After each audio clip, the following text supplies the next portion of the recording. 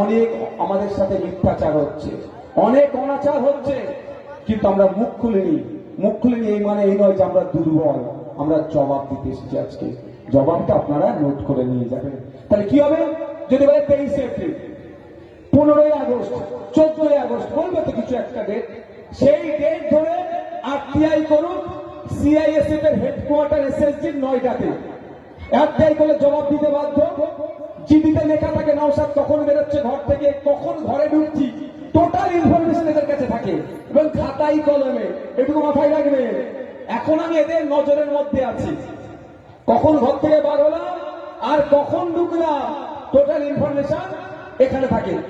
RTI করলে ওই date ধরে মারুন যে এই ডেটে নওশাদ সিদ্দিকীর অ্যাক্টিভিটি কি ছিল, মুভমেন্ট কি ছিল, দেয়া হোক। যদি আমি আপনাদের কথা দিয়ে যাচ্ছি, শুভেন্দু তো দূরের কথা, যে আমি কি বলে আপনার শেরে পাঞ্জাবে খেতে গিয়েছি, এতটুকু যদি দেখাতে পারে, আমি আপনাদের কথা দিয়ে যাচ্ছি, পীর আল্লামা কারি ইসমাইল সিদ্দিকীর জুতো নিয়ে আমি আমডাঙ্গাতে ঘুরবো, মাথায় নিয়ে ঘুরবো। কি বলছি বুঝতে পারছেন? আমার বুকে বল আছে। মোদি মমতা আমাকে জব্দ করতে পারেনি, আর পারবেও না।